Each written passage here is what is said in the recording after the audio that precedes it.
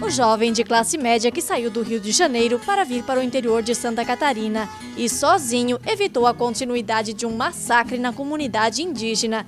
A série Nossa História de hoje vai contar quem foi Eduardo de Lima e Silva Herrmann, conhecido como pacificador de índios. Herói ou vilão? Ele estaria lutando por uma grande causa civilizatória. A presença desse Eduardo, que quando ele era vivo é marcante, depois de morto é marcante. Ele salvou os índios do genocídio, mas contribuiu para o etnocídio.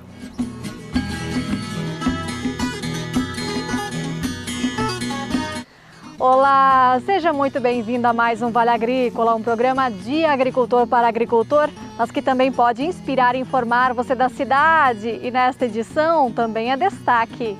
Produção de mel e de café em sintonia. Vamos conhecer um apiário no Espírito Santo que descobriu na parceria com outros agricultores como ter benefício para todos. Eu acho que a gente tem essa mente aberta, empresários aqui na nossa região, que a gente trabalha dessa forma, entendeu? Porque sozinho a gente às vezes vai mais rápido, mas não alcança tanto sucesso que quando a gente trabalha em conjunto. Ainda falando de café, tem o diferencial dos especiais com aula de como fazer o preparo. Se eu deixo essa água fervendo muito tempo, os gases que estão na água vão voltar para a atmosfera e a água vai ficar, que a gente chama choca. Vamos mostrar o trabalho de pai e filho no Rio Grande do Sul. Tem artesanato em madeira e produção de derivados da cana-de-açúcar. Uma vez tinha bastante isso aqui, né? A Semana Santa, assim, todos tinham, né? E na receita da semana, sequilhos. E essa receita ela é bem simples e bem prática de fazer. E o chimarrão já está pronto, pegue sua cuia e fique com a gente. O Vale Agrícola cheinho de informação para você está só começando.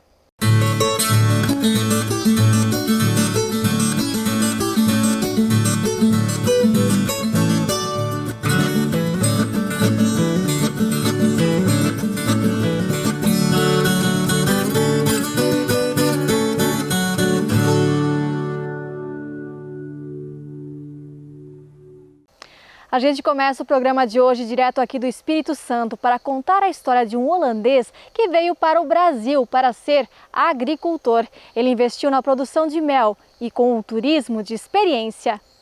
Que elas são rainhas da natureza, todo mundo já sabe. Sem as abelhas, os cientistas dizem que os humanos só teriam mais 4 anos de vida. E é neste sítio, em Domingos Martins, no Espírito Santo, que o Arno encontrou um lar na produção apícola.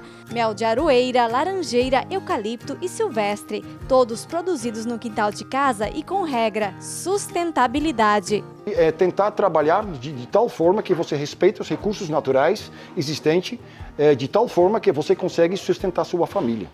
Entendeu? Respeitando os recursos naturais, que as próximas gerações também tenham fonte de renda. É um trabalho muito, assim, você tem que conhecer muito bem a natureza e seu ramo de atividade para poder trabalhar com sustentabilidade, porque sustentabilidade engloba também geração de renda. Você pode falar muito sobre sustentabilidade, mas se você não ganha dinheiro, não é sustentabilidade. Pela conversa, você já deve ter percebido, o mel tem sotaque holandês. Há mais de 20 anos, o Arno deixou a Europa em direção ao Brasil, com o conhecimento que aprendeu com o pai sobre as abelhas. As floradas me surpreenderam, a possibilidade de poder produzir mel aqui no Brasil. Porém, a gente está num clima tropical. Aí a gente realmente precisava se adaptar na questão de temperatura, floradas, forma de empreendedorismo também é bem diferente do como o pessoal trabalha lá na Europa. Descobriu aqui também, junto com os outros empresários aqui na região, que a gente tem uma vocação muito grande para essa parte de turismo. Aí a gente mudou um pouco o nosso foco na questão do mercado. A gente começou a trabalhar mais com turismo rural, agroturismo, que a gente chama aqui no Espírito Santo, ou turismo de experiência. No sítio de 3 hectares tem caixas das melíponas, as abelhas sem ferrão, mas são as africanizadas o foco do trabalho. Das 200 caixas, ele conta que precisa tirar ao menos 20 quilos de mel por ano de cada, mas a média tem sido muito acima, de 30 a 35 quilos. E isso tem a ver também com a parceria com outros agricultores das redondezas. Destaque para o mel produzido da florada do café, onde as caixas são colocadas especificamente nesta época de flor, onde também não são usados defensivos químicos. Tem propriedades rurais onde a gente faz polinização, tem pousados onde a gente fornece favo, tem um outro empreendimento que faz manteiga com nosso mel, mel com manteiga. São vários produtores aqui na região que a gente fornece, e os restaurantes também, nossa matéria-prima, que é muito bacana porque um ajuda do outro. Entendeu? Isso fortalece muito, e isso não é processo de um dia para outro, mas você vai conversando, e eu acho que a gente tem essa mente aberta, empresários aqui na nossa região, que a gente trabalha dessa forma, entendeu? Porque sozinho a gente às vezes vai mais rápido, mas não alcança tanto sucesso que quando a gente trabalha em conjunto. Além de vender na propriedade, a família também trabalha com uma loja online no site apiarioflorim.com.br e tem de tudo à venda, desde cosméticos, café, os diferentes tipos de mel, própolis e o favo.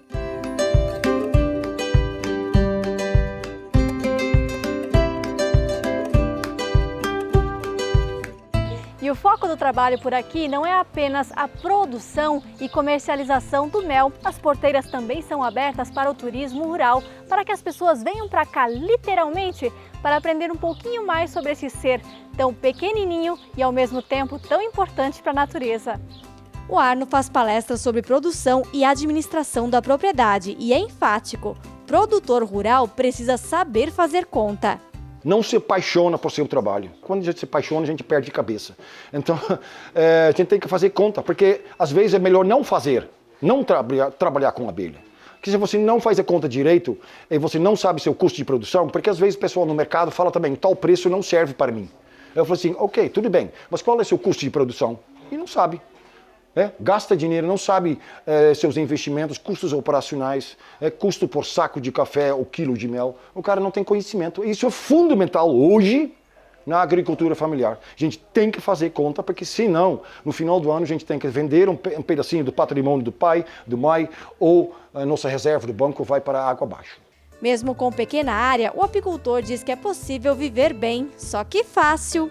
É um desafio muito grande, e você tem que fazer todo o seu trabalho com muito carinho, muita dedicação, porque a agricultura familiar, às vezes também eu brinco com o pessoal, você vive 24 horas por dia com sua família. A gente tem que fazer nosso papel e também tem que ser reconhecido em nosso conhecer. Então, por isso eu falo, muitas vezes o pessoal fala assim, eu trabalho na roça. Joga o cara para, tá trabalhando na roça. Não, eu trabalho no interior, mas eu sou empresário rural. Me desculpe, entendeu? Me respeite.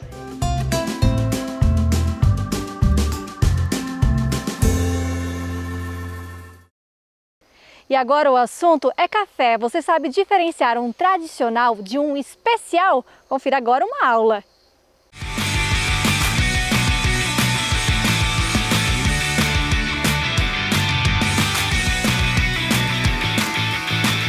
Meu nome é Lorenzo Carnielli, eu sou a 4ª geração já da família Carnielli aqui no Espírito Santo. Nós chegamos em 1888 e sempre cuidamos de café. Então temos aí 140 anos de cultura de café aqui na região das Montanhas do Espírito Santo. A partir mais ou menos do final da década de 90, nós trouxemos tecnologia junto com a sociedade em volta aqui para produzir cafés especiais. Então aquele café mais tradicional que era produzido, colhido, secado tudo junto, secado no terreiro ao sol, passou a ser descascado e separado durante a colheita. Então a gente separa o seco do verde e do maduro. O maduro vai dar cafés especiais, as frutas mais nobres, doces, cítricas, aromáticas. As frutas que estavam verdes ou secas, essas não vão alcançar a pontuação de cafés especiais, vão estar lá no grupo dos cafés tradicionais, mas a gente cuida bem delas também. A gente vai ter um café tradicional que foi bem cuidado, não caiu no chão, foi secado no secador a lenha. A pessoa que quer um café mais tradicional, também especial, vai conseguir. Mas, claro, as frutas doces que vêm das maduras, essas vão ser as ganhadoras de concursos e vão ser esses cafés que têm chamado a atenção do mundo todo aqui das Montanhas do Espírito Santo. Hoje, quando a gente vai no concurso nacional, quase metade dos ganhadores vão sair daqui das Montanhas do Espírito Santo ou da região do Caparaó, que são as duas áreas mais altas em que vão ter essas características de fruta, doce, cítrica e aromática que a gente tem aqui na fazenda. Quando que a gente vai ter um café especial? Existe um protocolo mundial para dizer que ele é especial ou não. Nós somos degustadores aqui na fazenda e vamos provar todos os lotes para encontrar essas características. Eu não posso ter defeito num café para ele ser considerado especial. O que é defeito? O café verde ou café seco, que foi fermentado. Uma vez que eu não tenho defeito, eu vou procurar qualidades: doçura, acidez, aroma e corpo. Então, o café especial nada mais é do que as frutas mais nobres. Sementes nobres vão dar origem aos cafés especiais. As sementes menos nobres do processo da colheita vão ser direcionadas para os cafés tradicionais. O que a gente faz com o café tradicional? Normalmente a gente torra um pouco mais, porque o público de café tradicional quer café mais amargo. Em contrapartida, quando a gente vem para o café especial, a gente vai torrar um pouco menos para não queimar o grão, e quando a gente for preparar o chá do café, que é o café, ele vai estar mais doce, mais leve, mais aromático. Então, cafés especiais normalmente não se coloca açúcar ou coloca-se pouco. Vai ser um café um pouquinho mais claro, você vai beber ele recém-feito, e um café que quem bebe não consegue mais voltar para o tradicional, porque é uma experiência única de sabor, de aroma. A moagem do grão na hora é interessante. Primeiro, às vezes você está vendo que é café, isso eu acho que é um primeiro ponto. O segundo, que você preserva mais o frescor. Claro que hoje existem embalagens especiais que guardam um café até por 1 ano, preservando o frescor. As embalagens de cafés especiais normalmente vêm com uma válvula que não deixa o oxigênio entrar na sacola, ou os cafés em atmosfera protegida, que só não tem oxigênio dentro da sacola. Então existem formas também de você ter um café moído aí por 6 meses em alta qualidade. Moer um café na hora é muito especial. O cheiro que sai, o aroma, o frescor da moagem, a moagem manual, como a gente fez ali agora há pouco, é realmente uma experiência fantástica e vale a pena.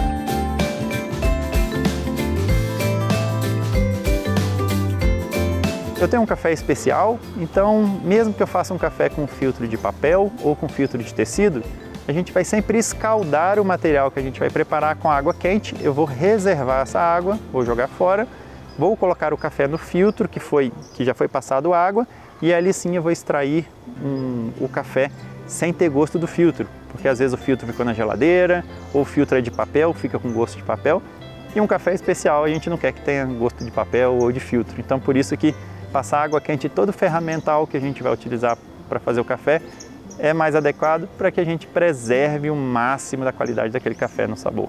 O que a gente deve fazer? A gente deve pegar uma água recém-fervida, uma água de boa qualidade, filtrada ou uma água mineral, começou a borbulhar, desliga, está na hora de fazer.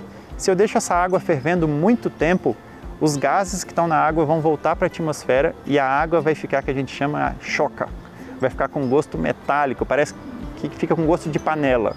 Então se eu faço o café com essa água que ferveu 15 minutos, eu vou transferir esse sabor estranho para o café. A gente vai bebê-lo no máximo ali com 20 minutos, meia hora, que é quando a gente vai ter todas as características sensoriais mais nobres do café. Bom, a Fazenda Carnielli está aberta à visitação todos os dias do ano, então nós produzimos 7 tipos de cafés especiais para todos os gostos, temos 12 queijos especiais, além de 4 embutidos, entre eles o socol, que é um maturado de carne, como um presunto cru, muito apreciado e tem uma indicação geográfica aqui na fazenda.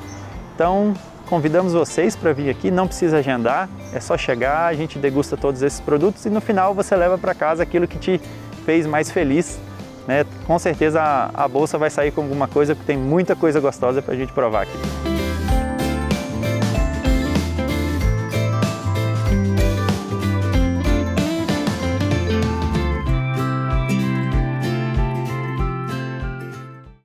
Tá vendo? Fica aí a dica. Sempre bom aprender com quem sabe, né? Nós vamos agora para um intervalo curtinho e na volta tem reportagem sobre artesanato. Pai e filho trabalham com a produção de itens de madeira e derivados da cana-de-açúcar. Já já a gente mostra mais.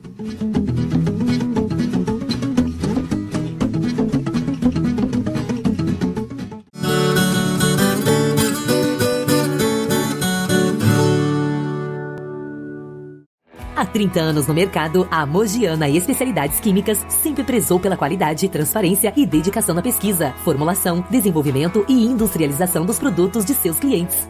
Nossa linha Agro vem para atender as empresas fabricantes de fertilizantes e adjuvantes, desenvolvendo produtos como aditivos, agentes quelantes e complexantes, aminoácidos e tantos outros, sempre acompanhando o que há de mais moderno em tecnologia sobre fertilizantes.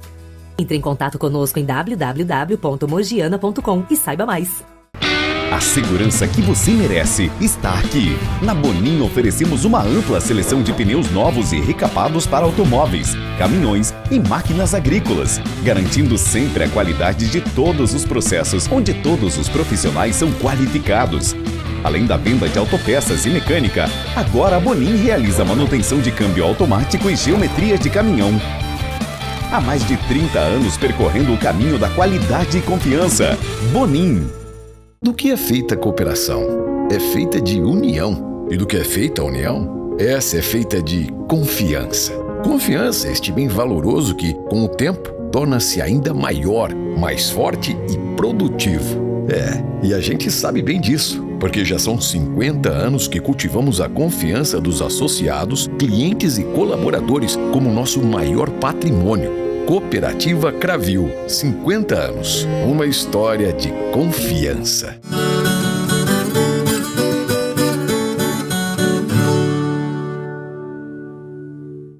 Sabe aquela história cheinha de reviravoltas, daquelas que só o campo consegue proporcionar? Um frigorífico que mudou para artesanato. Quem vai explicar mais sobre essa história é Larissa Schaefer. Com menos de 10 mil habitantes, Casca é uma pequena cidade colonizada principalmente por imigrantes italianos, que ainda hoje preservam muitos elementos da cultura, dialeto e culinária. Aqui está localizado o Distrito Histórico de Evangelista. Casas antigas e patrimônios culturais dão charme ao lugar. Aqui, a tradição e a arte fazem parte da vida de uma família que há gerações trabalha a madeira. É tudo coisinha assim que a gente aprendeu quase mais por conta porque eu aprendi a trabalhei um par de anos ali, depois comecei aqui. Aos 82 anos, seu Eusébio se mantém na ativa tanto na lavoura quanto na oficina, onde entalha brinquedos. Em uma das últimas encomendas, ele produziu 50 aráculas, ou popular, matraca, um instrumento italiano muito antigo, utilizado geralmente nas pequenas cidades do interior durante a Semana Santa, quando os sinos se calam, dando lugar a este som.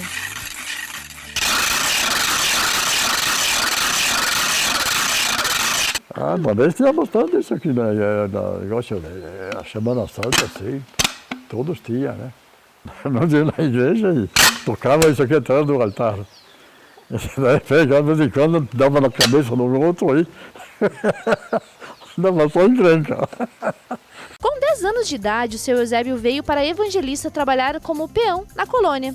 E nos anos 2000, a família se instalou nesta casa, que antigamente morava um dos capatazes do primeiro frigorífico da região. Ele funcionou por muito pouco tempo, por 3, 4 anos, muito pouco tempo.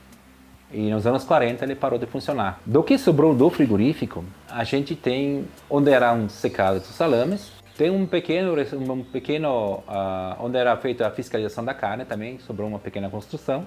A casa foi reformada, mas preserva as características da construção de madeira dos primeiros colonizadores. Mas é na garagem que o Tito passou a explorar novas formas de expressão na arte da madeira. Com o auxílio do computador, ele cria projetos de lembrancinhas, decorações e até utensílios para a casa. Com o projeto pronto, é aqui que a magia vai acontecer. O seu Tito manda para a máquina de corte a laser para fazer o recorte de todos os detalhes separadamente desse artesanato. E depois vai sendo montado para se tornar, por exemplo, esse porta-vinhos aqui, que depois ele foi colado, montado peça a peça. E ainda tem o detalhe da envergadura, né? Que ela foi esquentada a madeira para ela conseguir ficar tortinha e no desenho certinho. E aí a gente desde pequeno mexia com martelo, cerote, prego, fazia brinquedos, fazia coisas assim. E aí o artesanato ele surgiu como uma fonte até de renda. Há uns 3 anos a gente começou a produzir mais. A montagem desse quebra-cabeça começou como passatempo e hoje se tornou fonte de renda. Mas não para por aqui. Na juventude, o seu Eusébio trabalhava com a produção artesanal da cachaça. E depois passou a produzir graspa e vinhos coloniais para o próprio consumo. E não é que isso também voltou a ser produzido por aqui? A gente fazia vinho a vida inteira, a gente sempre fez vinhos e graspa. E aí um dia surgiu a ideia de por que não também cachaça. Nos fundos da destilaria é feito o cultivo da cana-de-açúcar para a produção de rum e licores de vários sabores. Tem até de bergamota e jabuticaba. Após o processo, que é feito de moagem e fermentação da cana, do guarapo da cana, através de canos ele chega até esse alambique, que é o primeiro que a gente usa, em que a queima é por fogo mesmo, queima a lenha, aquecimento e destilação simples. Tem os pratos para destilação, para maior concentração de álcool. E aqui nós temos a serpentina e aqui o bico do papagaio, onde vai o alcoômetro para a medição do álcool. Após sair do alambique, a cachaça vem para esse ambiente, em que é feita a correção da cachaça para tornar toda homogênea e também que a pessoa possa tomar sem ficar mal. Após isso, ela é colocada nos barris de carvalho para envelhecimento. Temos também barris de madeiras nativas daqui da região mesmo, que é a grápia, o louro gaúcho e a gabriúva. São cachaças que ficam 1 ano, 2, 3, envelhecendo nesse ambiente. E além da cachaça em si, a gente produz a graspa, que é feita com a bagaceira da uva. A gente produz o gin artesanal também, usa 8 ervas. A gente produz o conhaque, produz o rum também.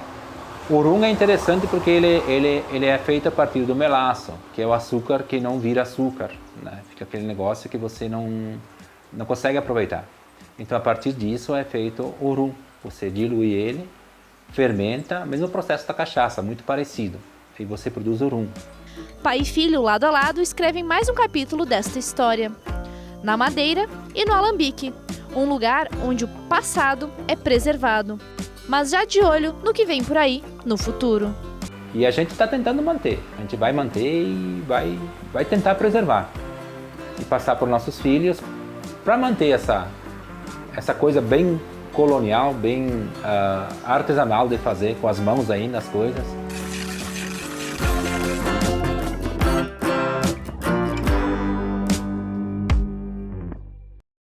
E chegou a hora de ir para o intervalo. Na volta tem uma reportagem histórica.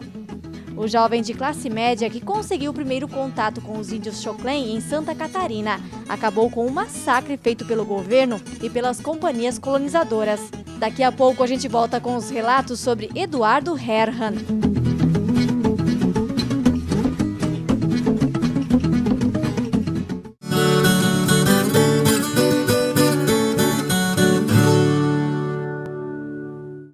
Colhedora de forragens Bocuda Solution 1700. Solução completa para o corte de silagem em pequenas e grandes propriedades. Com exclusivo sistema de processamento de grãos que garantem a qualidade e o rendimento da silagem, proporcionando excelentes resultados na alimentação do seu rebanho. Acesse ror.ind.br ou entre em contato via WhatsApp e saiba mais.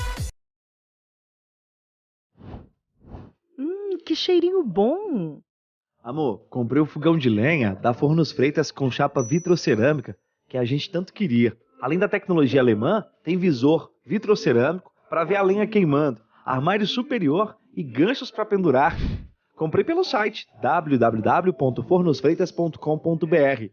Lá tem todos os modelos e valores e atendimento pelo WhatsApp 49 3425 2516. Adorei, amor! As florestas de pino são uma excelente opção para um investimento seguro. Ela gera renda para você e sua família aproveitando uma parte da sua propriedade, conciliado com as atividades atuais. Para iniciar uma floresta da forma correta, procure a orientação técnica através do programa Refloresta Alto Vale. Com o programa Refloresta Alto Vale, a sua propriedade rural pode muito mais. Venha crescer com a gente!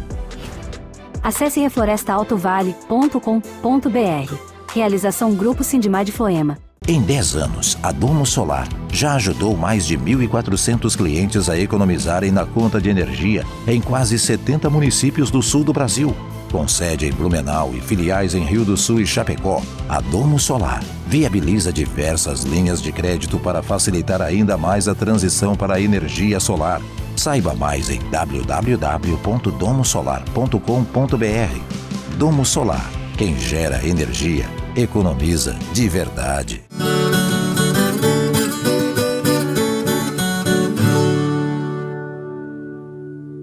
O ano era 1914. Um jovem de classe média alta deixa o Rio de Janeiro para entrar para a história.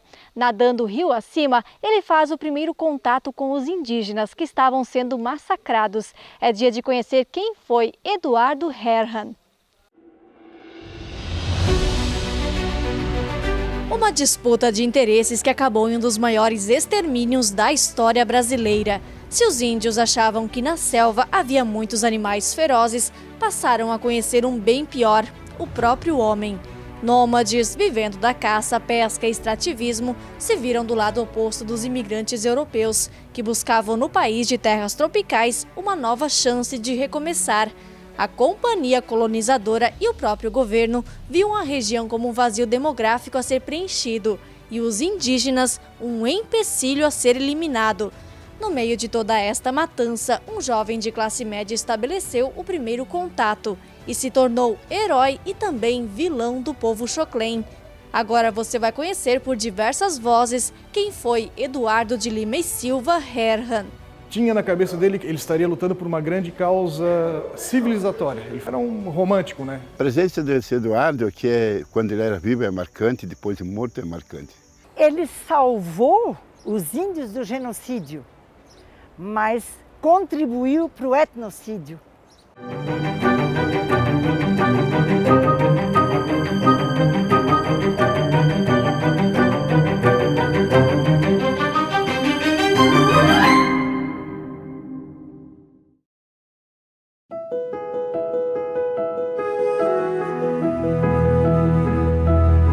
Estamos no município de São José, litoral de Santa Catarina. O bisneto Rafael guarda um acervo com fotos, documentos e objetos. Eduardo nasceu em Petrópolis, no Rio de Janeiro. O pai era militar na Áustria, instrutor de artilharia, e veio para o Brasil a serviço da Marinha Brasileira. E a mãe era prima em segundo grau do Duque de Caxias. E Eduardo, muito aventureiro, ele não queria seguir carreira militar, né? Então ele ingressa no Serviço de Proteção aos Índios, né, que era um órgão criado pelo Marechal Rondon para que os indígenas fossem, digamos assim, retirados das matas, né, aldeados e que se começasse um processo de integração regional. Então Eduardo primeiramente foi para Mato Grosso, mas a questão indígena em Santa Catarina era mais urgente, porque tinha muito confronto com colonos alemães e italianos. Para entender mais sobre esta história, nós precisamos voltar no tempo, para o fim dos anos de 1800. Toda esta região aqui pertencia à sociedade colonizadora hanseática. Com a chegada dos primeiros imigrantes que compravam as terras, foi um conflito sangrento. As terras do interior do estado se tornavam as mais baratas, o que fazia os imigrantes se embrenharem mata dentro e iniciar as propriedades em locais com poucas condições. O que não imaginavam é que enfrentariam uma dificuldade maior, contato com o que chamavam de selvagens. O fato é que eram realidades e linguagens completamente diferentes e não havia entendimento. O estado de Santa Catarina e a própria sociedade colonizadora contratou, em muitos momentos, matadores chamados bugreiros, que vinham para matar os índios, dizimar com os índios, porque os imigrantes que chegaram não tinham sossego na sua terra, que nem era sua, era dos índios, porque consideravam que ele era contra o progresso. Os indígenas eram nômades. Eles foram sendo, ao longo da imigração, do processo de colonização, eles foram sendo acuados de Itajaí até no Vale Norte. Nem os colonos e muito menos os índios imaginavam a tragédia que iria se tornar no futuro breve. Eram imigrantes invadindo a terra particular, a terra dos índios, que eles habitavam aqui há muito tempo antes da chegada do homem branco, vamos dizer, do europeu, dos portugueses, dos alemães. e eles se sentiram ameaçados dentro do próprio território. O que eles acabam fazendo? Expulsando, mataram imigrantes, e em contrapartida, os imigrantes, então, junto com o governo do estado e com a sociedade colonizadora, contratam os bugreiros. Entre os personagens mais famosos desta história está Martinho Bugreiro, que dizia que matar um índio era igual cortar uma bananeira. Dos 3 grupos indígenas que viviam no estado, um deles foi completamente exterminado pelos bugreiros.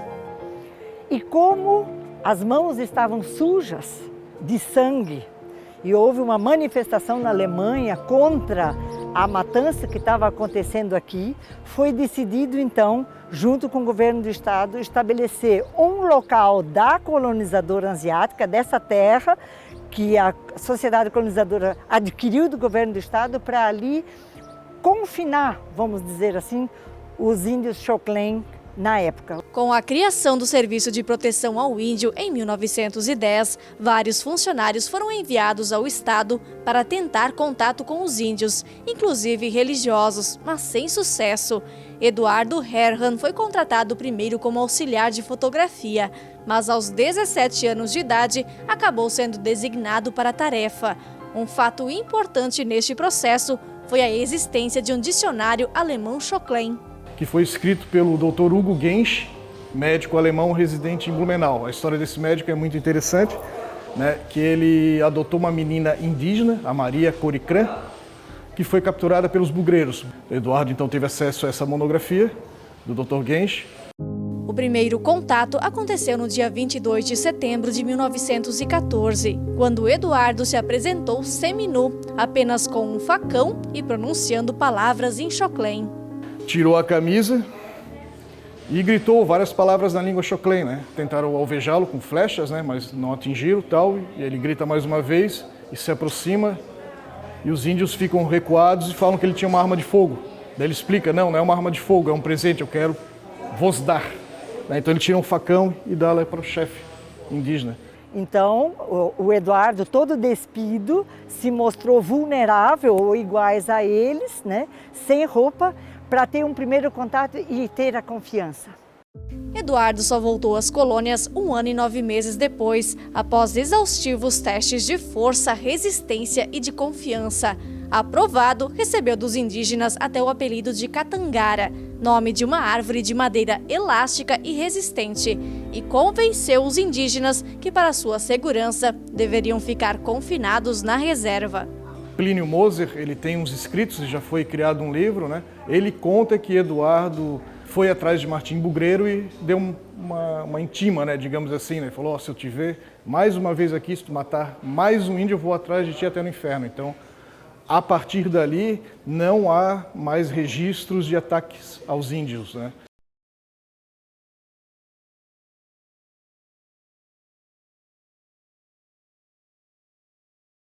A aldeia indígena fica entre os municípios de José Boatê e Vitor Meireles, na região do Alto Vale do Itajaí. Pegamos a trilha com os descendentes da população Xoklen em direção às ruínas da casa de Eduardo Herrmann.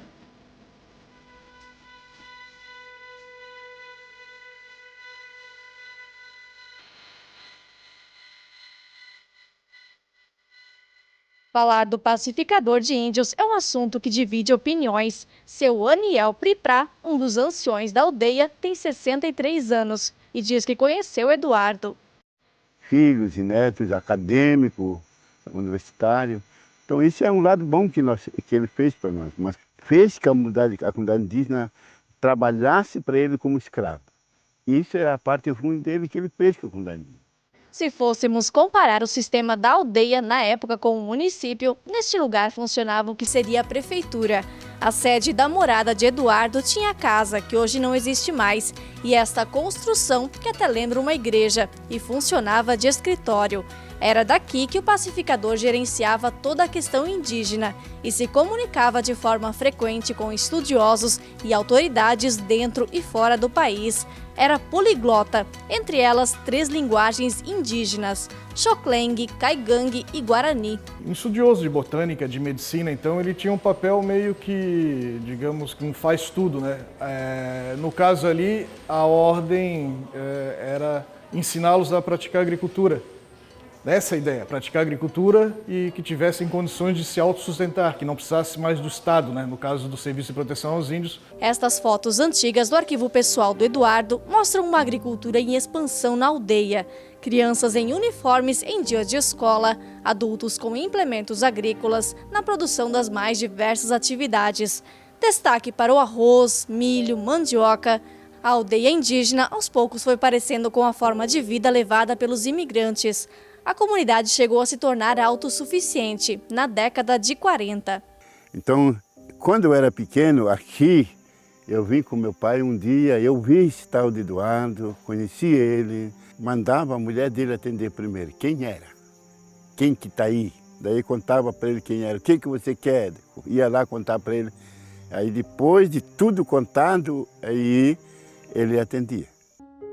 Alguns registros mostram, inclusive, um Eduardo violento, que estaria por trás da morte de um índio, Basílio Priprá, em 1954. O ancião da aldeia conta que o indígena teria denunciado o trabalho escravo no Rio de Janeiro. O comandante de lá fez um ofício para ele. Ele trouxe para ele aqui, intimando ele para ele comparecer lá. Quando ele veio, ele trouxe para ele aqui, ele recebeu e mandou a segurança dele matar ele. E eles mataram ele, esse tal de Basílio. Bem ali no bueiro, ele foi correndo, viu que ele estava atrás dele, ele correu na frente, atiraram ele. E ele entrou naquele bueiro e acabaram de matar ele. O pacificador ficou preso por 2 anos e foi julgado inocente em 1957. Mesmo assim, não voltou mais para o posto. E um dos motivos, segundo os registros históricos, foi ter desanimado com a não criação de uma política para os indígenas. Chegou a quase passar fome por ter dificuldades de receber a aposentadoria, que veio só nos últimos anos de vida. Faleceu em Ibirama por problemas no coração em 1976, mas não sem antes deixar registrada toda a trajetória. Herói ou vilão, talvez nem o próprio Eduardo poderia dar esta resposta. No fim da vida, ele se disse arrependido pelo que fez. Sim, ele conta, se eu soubesse que eles terminariam assim, eu preferia ter deixado eles, pelo menos eles estariam com armas em mão, se defendendo dos bugreiros, né? Ele coloca que pacificar os índios foi o crime dos crimes. Nem ele não gostou dessa história, que ele vai se dar conta na velhice.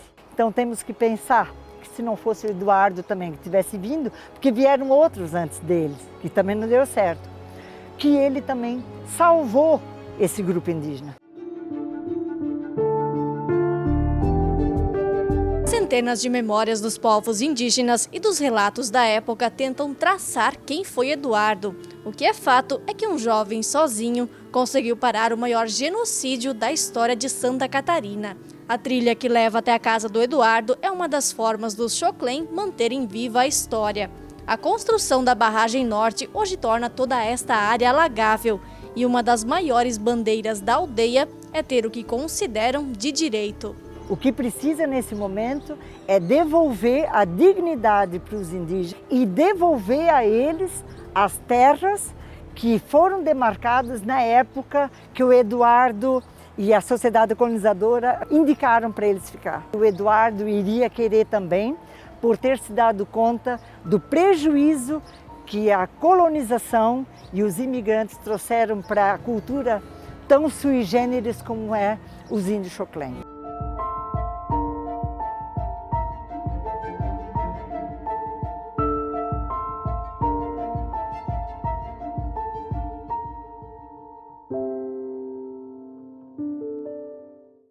Fragmentos da nossa história que é importante conhecer. Nós vamos agora para um intervalo curtinho e na volta tem receita. Poucos ingredientes, um modo de preparo simples e uma delícia para servir no café. Já já a gente mostra os detalhes.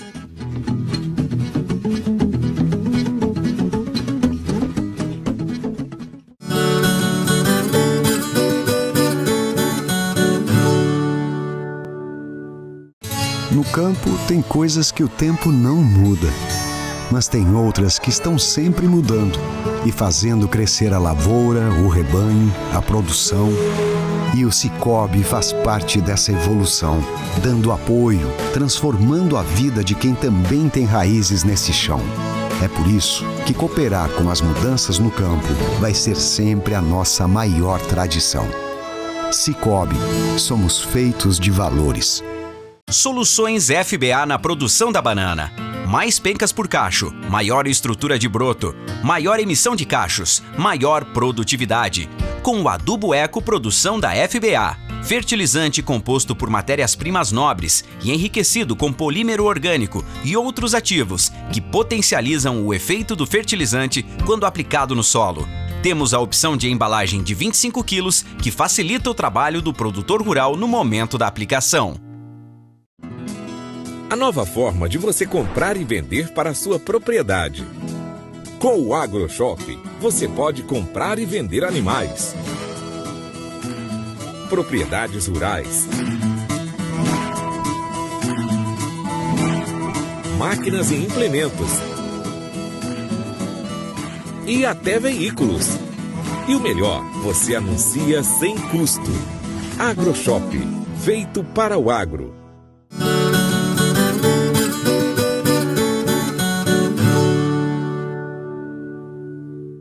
A última reportagem desta edição é bem doce. A receita que você vai aprender hoje é um sequilho. Confira aí o passo a passo.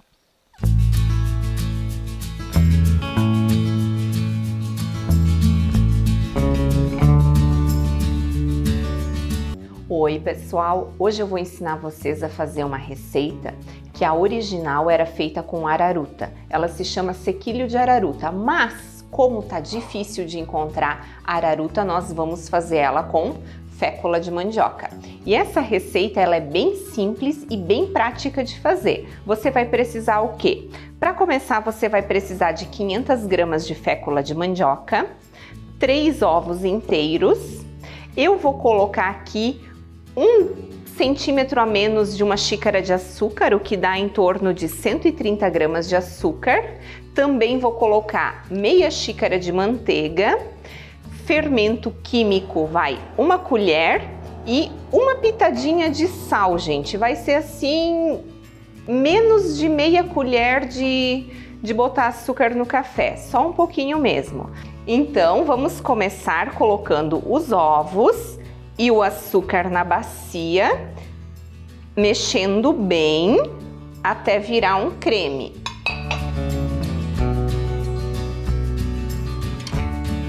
Agora eu também já vou colocar a manteiga em temperatura ambiente para dissolver bem. E vou mexendo até formar um creme bem homogêneo. Agora eu já misturei bem os ingredientes molhados e agora eu vou começar a colocar aos poucos a fécula de mandioca aqui dentro.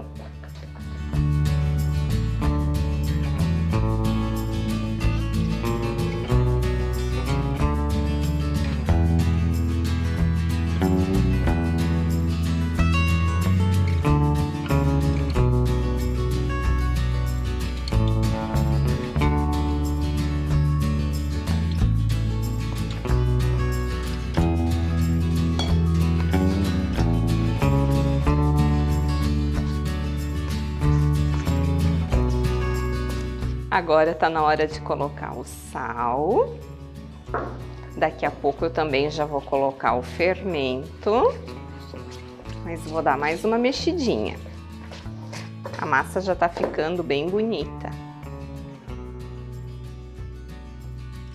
Eu vou colocar o fermento junto com a fécula para facilitar a mistura.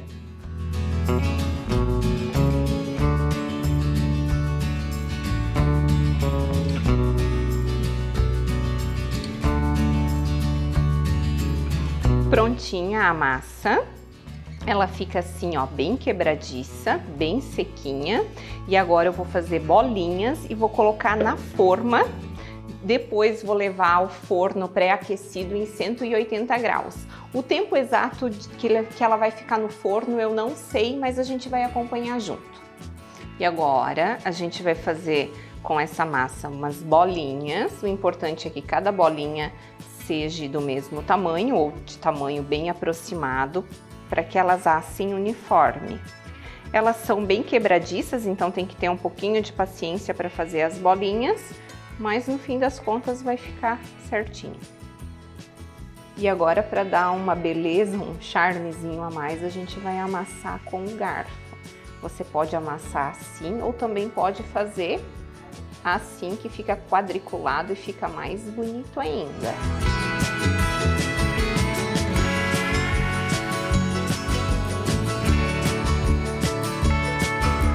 Então, uns 15 minutinhos de forno a 180 graus e os nossos sequilhos estão assim, ó, prontinhos.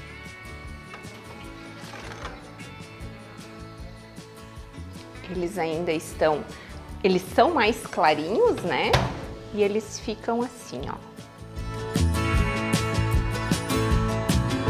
Então, pessoal, o sequilho tá pronto e como o nome já diz, é sequilho. Ele é bem sequinho mesmo e é uma delícia. E depois que vocês fizerem e provarem, por favor, contem pra gente o que vocês acharam, tá bom?